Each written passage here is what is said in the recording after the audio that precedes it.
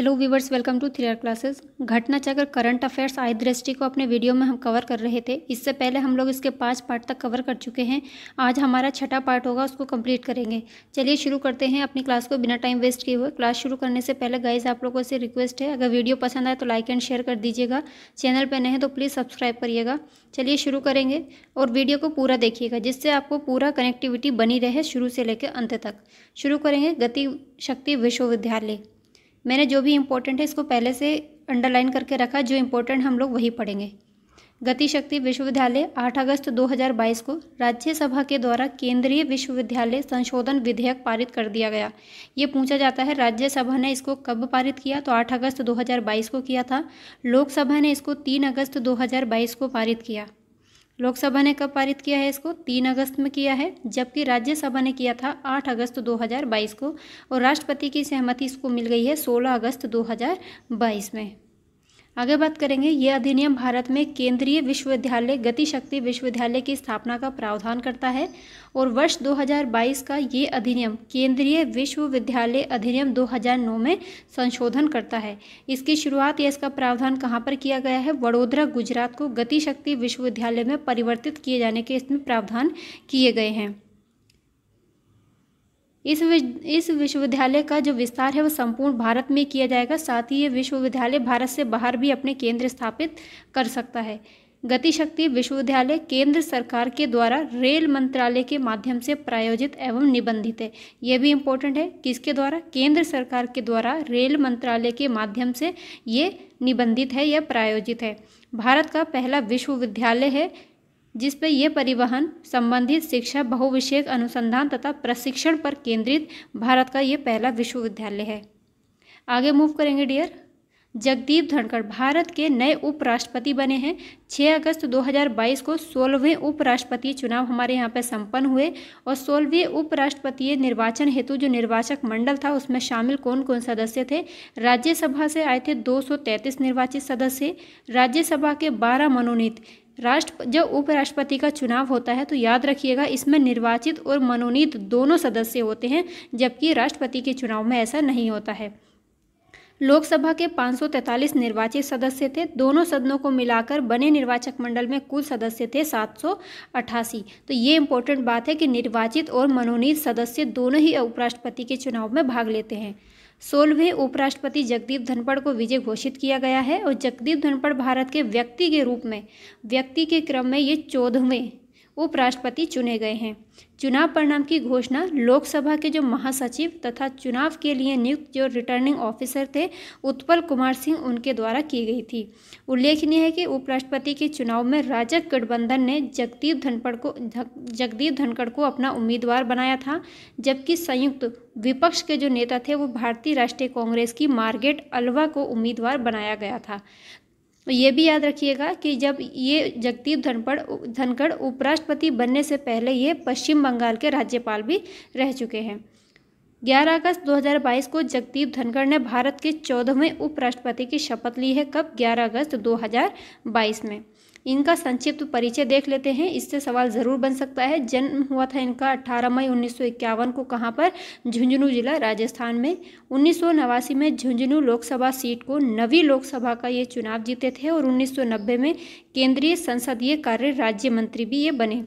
1993 से 98 हेतु किशनगढ़ विधानसभा सीट अजमेर से राजस्थान विधानसभा चुनाव जीते, और 2022 में उपराष्ट्रपति के चुनाव से पूर्व पश्चिम बंगाल के राज्यपाल थे। ये मोस्ट इम्पोर्टेंट है। इस पद पर उन्होंने 30 जुलाई 2019 से 18 जुलाई 2022 तक कार्य किया है। गाइस, अगर क्लास इंपॉर्टेंट लग रही हो तो प्लीज़ लाइक एंड शेयर कर दीजिएगा। चैनल पर नए हैं तो सब्सक्राइब कर दीजिएगा। बुरहानपुर पहला हर घर जल प्रमाणित जिला बना है। 15 अगस्त 2019 को 73वें स्वतंत्रता दिवस के अवसर पर हमारे प्रधानमंत्री ने लाल किले की प्राचीर से स्वतंत्रता दिवस के संबोधन में जल जीवन मिशन की घोषणा की। तो सवाल बन सकता है, जल जीवन मिशन की घोषणा कब की गई थी? 15 अगस्त 2019 को। और उल्लेखनीय है कि अगस्त 2019 से ही भारत सरकार राज्यों की भागीदारी में जल जीवन मिशन हर घर जल को कार्यान्वित कर रही है, और इसका लक्ष्य है कि 2024 तक हर घर नल जल में पहुंचाया जाए। ये मिशन जल शक्ति मंत्रालय के अंतर्गत संचालित है। मिशन का मुख्य उद्देश्य है 2024 तक देश के प्रत्येक ग्रामीण घर में नल से पर्याप्त एवं नियमित रूप से शुद्ध जल, हर घर जल की आपूर्ति का प्रावधान करना है। कब तक? 2024 तक। स्मरणीय तथ्य को देखेंगे, 22 जुलाई 2022 को मध्य प्रदेश का बुरहानपुर जिला देश का पहला हर घर जल प्रमाणित जिला बना है और पहला राज्य जो बना है वो गोवा बना है। ये भी याद रखिएगा, पहला जिला बुरहानपुर मध्य प्रदेश का है और पहला ऐसा राज्य जो हर घर जल प्रमाणित है वो बना है गोवा। 11 अप्रैल 2023 को देश के कुल 68 जिले हर घर जल प्रमाणित जिलों के रूप में घोषित किए जा चुके हैं। नया डाटा है 11 अप्रैल 2023 तक का। इसमें बुरहानपुर के जो सभी 254 गांव हैं उसके ग्रामीण घर में कार्यात्मक घरेलू नल कनेक्शन को उपलब्ध कराया गया है। राज्य स्तर पर गोवा, तेलंगाना, पंजाब, गुजरात और हरियाणा ने राज्य के सभी घरों को 100% नल कनेक्टिविटी प्रदान कर दी है। कौन कौन से राज्य हैं? राज्य स्तर पर गोवा है, तेलंगाना, पंजाब, गुजरात और गोवा पहला राज्य है जिसने ऐसा किया था। केंद्र शासित प्रदेशों की अगर बात करते हैं तो पुडुचेरी का पहला स्थान है और इसमें अंडमान निकोबार द्वीप समूह, दादर नगर हवेली और दमन द्वीप के भी सभी घरों में 100% नल कनेक्टिविटी प्रदान की गई है। लेकिन अगर बात करते हैं पहला केंद्र शासित प्रदेश तो पुडुचेरी है। हम बात करेंगे उत्तर प्रदेश की, ये हमारे लिए इम्पोर्टेंट है। उत्तर प्रदेश के 37.35% घरों को जलापूर्ति हेतु नल कनेक्टिविटी प्रदान की जा चुकी है। अभी मैंने बताया गोवा पहला हर घर जल प्रमाणित राज्य बना है। 18 अगस्त 2022 को इसको घोषित किया जा चुका है और दादर नगर हवेली, दमन और दीव को पहला हर घर जल प्रमाणित केंद्र शासित प्रदेश भी घोषित किया गया।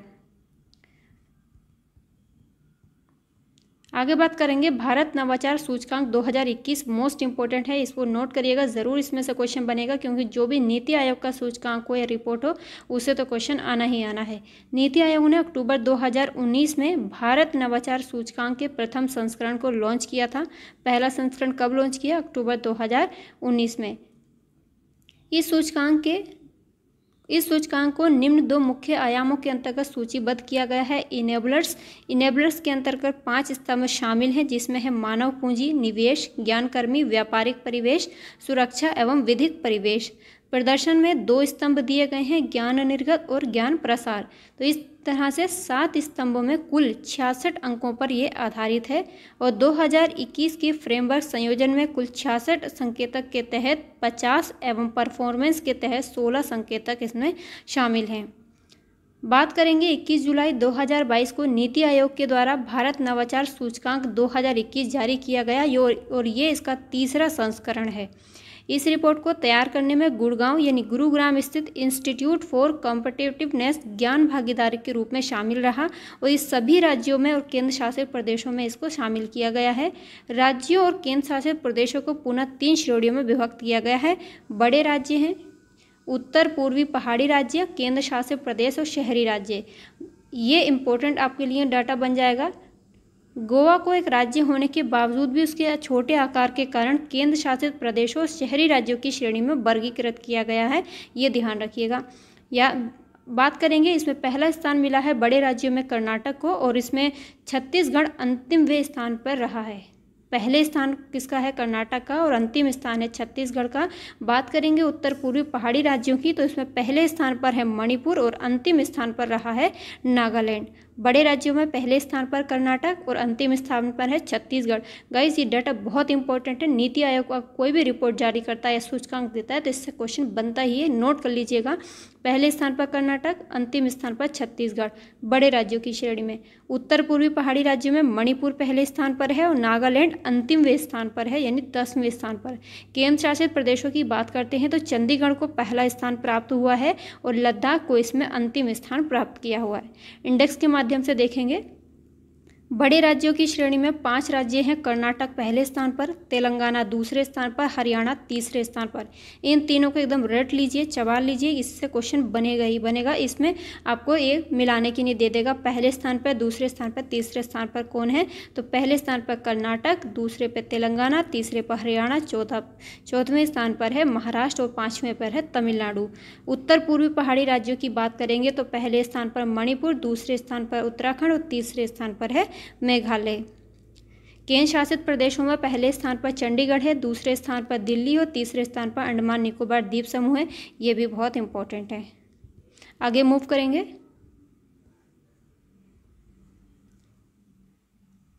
भारत नवाचार सूचकांक 2021 में बड़े राज्यों की श्रेणी में उत्तर प्रदेश को कौन सा स्थान मिला है? 7वां स्थान मिला है 14.22 स्कोर के साथ में, और पिछले साल ये 9वें स्थान पर था। इसने 2 अंकों का सुधार करते हुए अब ये 7वें स्थान पर पहुंचा है। इनेबलर्स घटक की श्रेणी में उत्तर प्रदेश को 11वां स्थान मिला है, जबकि प्रदर्शन घटक के संदर्भ में बात करें तो ये 5वें स्थान पर है।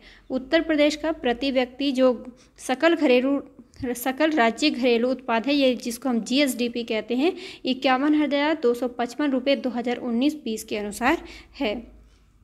ये इतना इम्पोर्टेंट नहीं है, आगे बढ़ेंगे। बुंदेलखंड एक्सप्रेसवे इम्पोर्टेंट है। उत्तर प्रदेश सरकार ने बुंदेलखंड क्षेत्र के विशेष रूप से चित्रकूट से इटावा तक के लिए इसको लॉन्च किया है या इसकी शुरुआत की है, इसका निर्माण किया है, कुछ भी बोल सकते हैं। बुंदेलखंड क्षेत्र, जो बुंदेलखंड एक्सप्रेसवे है, ये क्षेत्र कहाँ से जाएगा? आगरा लखनऊ एक्सप्रेसवे एवं यमुना एक्सप्रेसवे के माध्यम से राष्ट्रीय राजधानी क्षेत्र दिल्ली तक ये जुड़ जाएगा। इसकी शुरुआत कब की गई थी और कहाँ किसने की थी? 16 जुलाई 2022 को हमारे प्रधानमंत्री नरेंद्र मोदी ने उत्तर प्रदेश के जालौन जिले के उरई तहसील के कैथरी गांव से बुंदेलखंड एक्सप्रेसवे का उद्घाटन किया। तो आपको याद क्या रखना है, कब शुरू किया गया? 16 जुलाई 2022 को प्रधानमंत्री के द्वारा उत्तर प्रदेश के जालौन जिले से, और इसका शिलान्यास भी हमारे प्रधानमंत्री के द्वारा 29 फरवरी 2020 को किया गया था। ये भी इम्पोर्टेंट है। और इसका जो निर्माण किया जा रहा है वो यूपीएडा के तहत किया जा रहा है, उत्तर प्रदेश एक्सप्रेसवे औद्योगिक विकास प्राधिकरण, जिसका फुल फॉर्म है। इसकी लंबाई इम्पोर्टेंट है। इसकी लंबाई बुंदेलखंड एक्सप्रेस की 296.070 किलोमीटर है। इसको नोट कर लीजिए। अभी तक ये 4 लेन का है और इसका जो निर्माण के लिए लागत है वो 14,850 करोड़ रुपए है, और उसको 6 लेन तक विस्तार करने का भी प्रस्ताव ये विस्तारित किया जा सकता है, यानी 6 लेन तक इसको आगे बढ़ाया जा सकता है। इसका प्रारंभ कहाँ तक होगा? जनपद चित्रकूट में राष्ट्रीय राजमार्ग 35 पर भरतकूप के निकट, और समाप्ति स्थान इसकी जो है इटावा। अगर हम बात करें तो बात करते हैं अगर हम तो चित्रकूट से लेकर के ये इटावा तक जाएगा। याद रखिएगा, चित्रकूट से इटावा तक ये जाएगा। और इसमें 7 जिले रास्ते में कौन पड़ेंगे? चित्रकूट, बांदा, महोबा, हमीरपुर, जालौन, औरैया, इटावा से होकर ये गुजरेगा। इंपॉर्टेंट है, इसमें से पूछेगा, 4-5 जिले दे देगा, पूछ लेगा इसमें से बुंदेलखंड एक्सप्रेसवे किससे होकर नहीं गुजरता है। ऐसे सवाल पीछे के पेपर्स में UPPCS में बन चुके हैं, इसलिए ये इंपॉर्टेंट है। चित्रकूट है, बांदा, महोबा, हमीरपुर, जालौन, औरैया और इटावा से होकर ये जाएगा। और इसके जो रास्ते में या संरेखण में नदियाँ पड़ेंगी वो भी बहुत इंपॉर्टेंट हो जाती हैं। इसमें नदियों के नाम याद रखिएगा, बागेन, केन, श्यामा, चंदावल, बिरमा, यमुना, बेतवा, सेंगर शामिल हैं। एक बार फिर से देख लीजिए कौन कौन से जिले पड़ेंगे। चित्रकूट, बांदा, महोबा, हमीरपुर, जालौन, औरैया, इटावा। नदियाँ पड़ेंगी बागेन, केन, श्यामा, चंदावल, बिरमा, यमुना, बेतवा और सेंगर।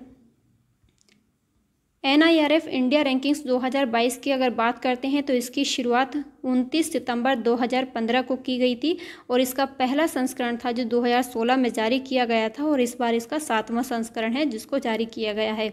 2021 में इंडिया रैंकिंग्स में पहली बार अनुसंधान संस्थानों को भी रैंक प्रदान की गई है। इंडिया फ्रेमवर्क के तहत संस्थानों का मूल्यांकन मानदंडों के निम्नलिखित 5 विस्तृत समूहों के आधार पर किया गया है। शिक्षण अधिगम संस्थान, अनुसंधान, पेशेवर अभ्यास हैं, और स्नातक परिणाम है, पहुंच, समावेशिता, बोध है। स्मरणीय तथ्य याद रखेंगे। 15 जुलाई 2022 को केंद्रीय शिक्षा मंत्री धर्मेंद्र प्रधान ने नेशनल इंस्टीट्यूशनल रैंकिंग फ्रेमवर्क के अंतर्गत देश के उच्च शिक्षण संस्थानों की रैंकिंग जारी की 2022, और इसमें जो समग्र स्थान में शीर्ष 10 स्थान ऐसे प्राप्त करने वाले जो हमारे देश वो राज्य हैं उन या हमारी जो शिक्षण संस्थाएं हैं उनकी बात करेंगे। पहले स्थान इसको मिला है IIT मद्रास को, दूसरा स्थान है भारतीय विज्ञान संस्थान बेंगलुरु, और तीसरा स्थान मिला है IIT बॉम्बे को। अगर उत्तर प्रदेश में बात करते हैं तो IIT कानपुर को 5वां स्थान मिला है, जो कि उत्तर प्रदेश में ये पहला है या शीर्ष है। उच्च शिक्षा संस्थानों की समग्र सूची में उत्तर प्रदेश के जो संस्थान हैं, अभी मैंने बताया 5वें स्थान पर है आईआईटी कानपुर, जो उत्तर प्रदेश का पहला है। बनारस हिंदू विश्वविद्यालय दूसरे स्थान पर है कानपुर में, और समग्र की बात करें तो 11वें स्थान पर है।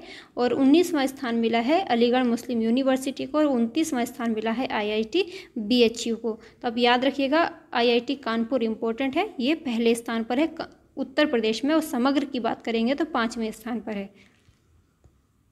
विश्वविद्यालय श्रेणी में भारतीय विज्ञान संस्थान बेंगलुरु को पहला स्थान मिला है। जवाहरलाल नेहरू विश्वविद्यालय को दूसरा स्थान मिला है। कहाँ पर है ये? नई दिल्ली में। और तीसरा स्थान जामिया मिल्लिया इस्लामिया नई दिल्ली को प्राप्त हुआ है। दिल्ली में स्थित जो मिरांडा हाउस है उसको कॉलेज की श्रेणी में शीर्ष स्थान प्राप्त हुआ है। अनुसंधान संस्थान की श्रेणी में पहला स्थान बेंगलुरु को मिला है। इम्पोर्टेंट है क्योंकि इसको पहली बार अनुसंधान संस्थानों की पहली बार शामिल किया गया है, इसलिए बेंगलुरु पहले स्थान पर ये इम्पोर्टेंट हो जाता है। इंजीनियरिंग विषय में पहले स्थान पर आईआईटी मद्रास है और दूसरे स्थान पर आईआईटी दिल्ली को स्थान प्राप्त हुआ है। ये हमारे लिए इम्पोर्टेंट था गाइस। आगे के नोट्स के साथ में मिलेंगे अगली क्लास में, तब तक के लिए अपना ख्याल रखिए, पढ़ते रहिए।